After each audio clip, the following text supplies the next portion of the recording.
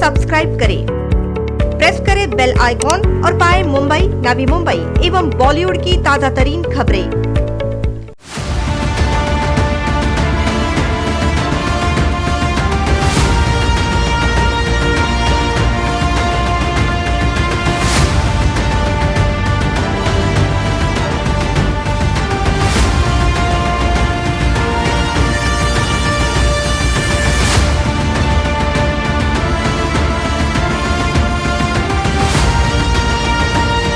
State government की जो guideline है वो ये कहती है कि उन्हीं लोगों को प्रोग्राम और इवेंट कवरेज करने के लिए छूट होगी जो मान्यता प्राप्त है।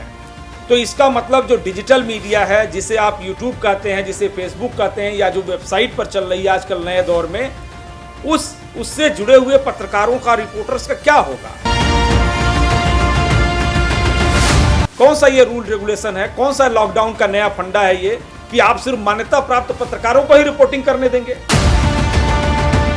आर्थिक परिस्थिती तर त्यांची बिकट आहे, नाही त्यांच्याकडे सरकार तर बघत नाही, परंतु स्वतःची मेहनत, स्वतःची कला, स्वतःचं सगळं काही जे काही त्यांना जे समाजापुढे मांडायचं आहे ते त्या वृत्तपत्राच्या आणि चॅनलच्या माध्यमातून मांडण्याचा प्रयत्न करतात। परंतु अशा पद्धतीचं ही जी का आता नियमावली बनवलेली आहे, हा मुळात म्हणजे एक पत्रकार आणि संपादक या नात्याने मी सरकारचा निषेध व्यक्त करतो।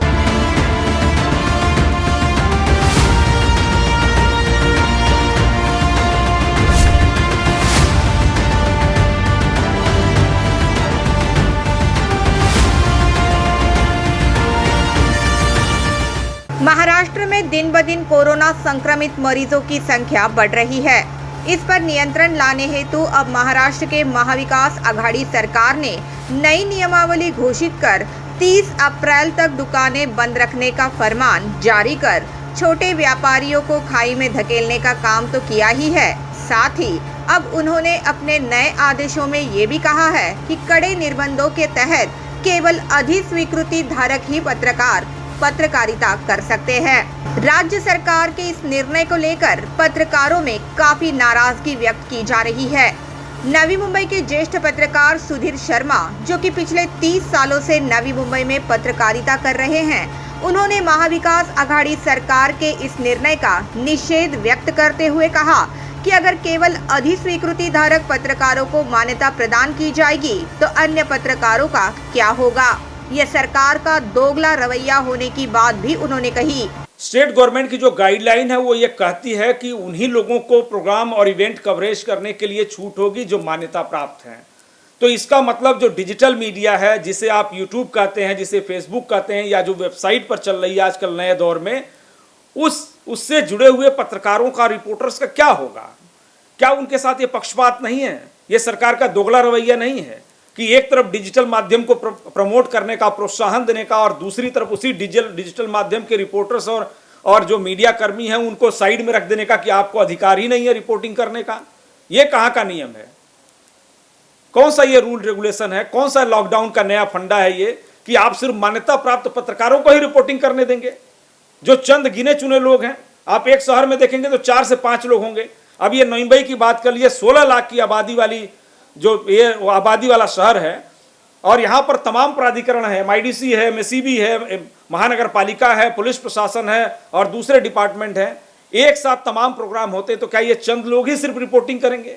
आम जनता की समस्याओं को जो ग्राउंड जीरो पर काम करने वाले रिपोर्टर हैं, जब उनको मौका ही नहीं मिलेगा, उनको जब छुट्टी नहीं दोगे, उनको आप रोक दोगे रिपोर्टिंग से, तो असली रिपोर्टिंग होगी कहाँ पे? जर्नलिज्म होगी कहाँ पे? आगे उन्होंने ये भी कहा कि कई सरकारें आई एवं गई, मगर किसी सरकार ने ऐसा तुगलकी फरमान पत्रकारों पर जबरदस्ती नहीं लादा।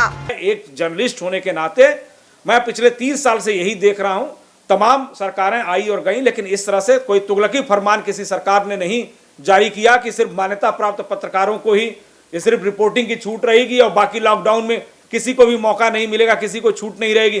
पिछले लॉकडाउन में 8 महीने तक लॉकडाउन था, सभी मीडिया कर्मियों को छूट दी गई थी उसमें। अब ये नया रूल इसमें आ गया कि सिर्फ मान्यता प्राप्त पत्रकारों को छूट दी जाएगी।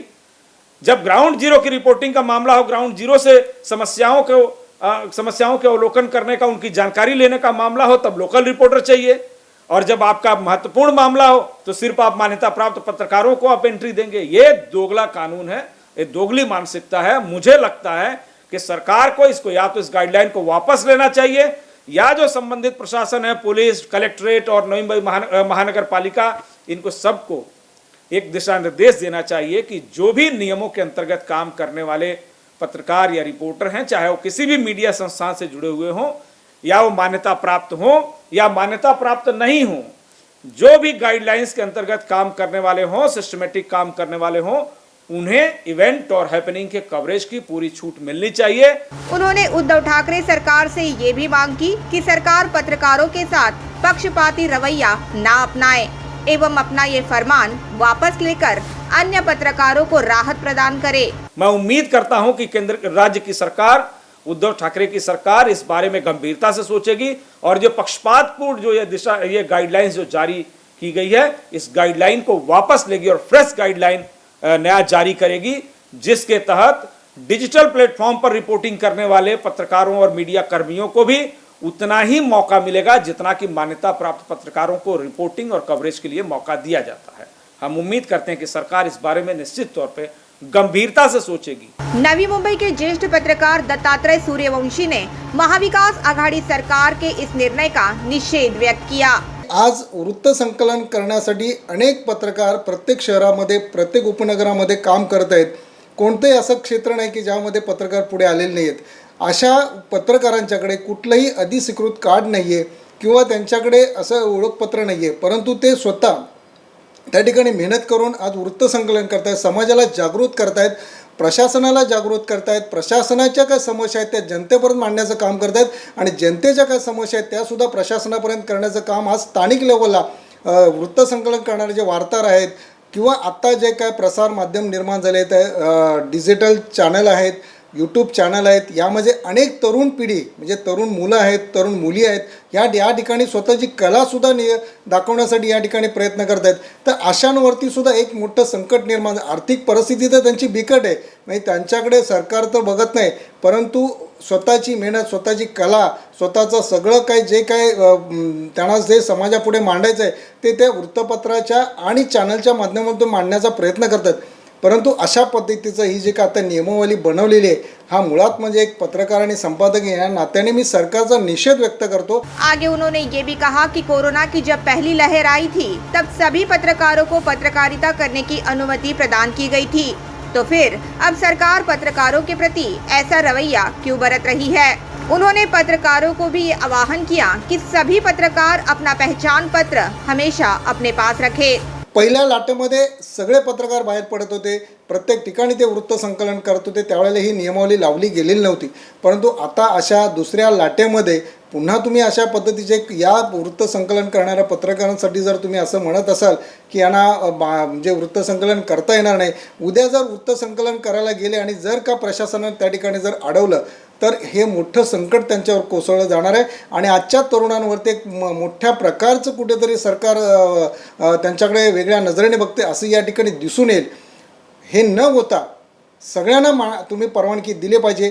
जर एक असा आहे की पत्रकारांनी सुद्धा स्वतःचं ओळखपत्र जे आहे, ज्या वृत्तपत्रामध्ये किंवा ज्या तुमच्या प्रसार माध्यम जे आहे, डिजिटल चॅनल असेल किंवा यूट्यूब चॅनल, त्यांचं ओळखपत्र आपल्याजवळ आपल्या गळ्यात अडकवलेलं असायला पाहिजे।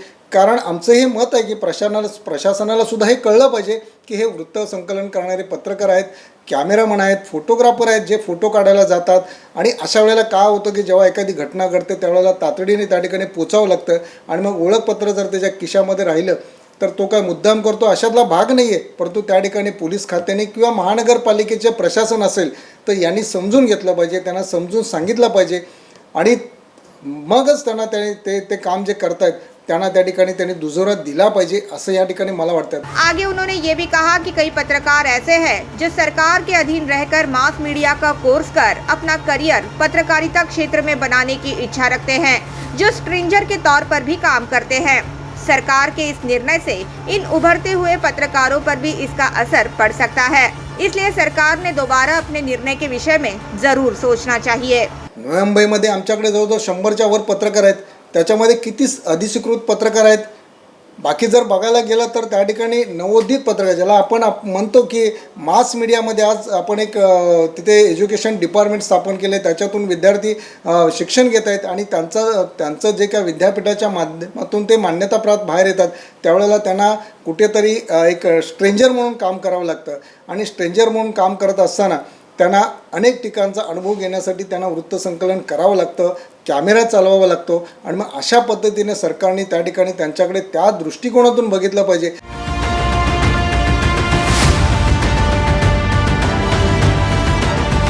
Bureau report NMTV news.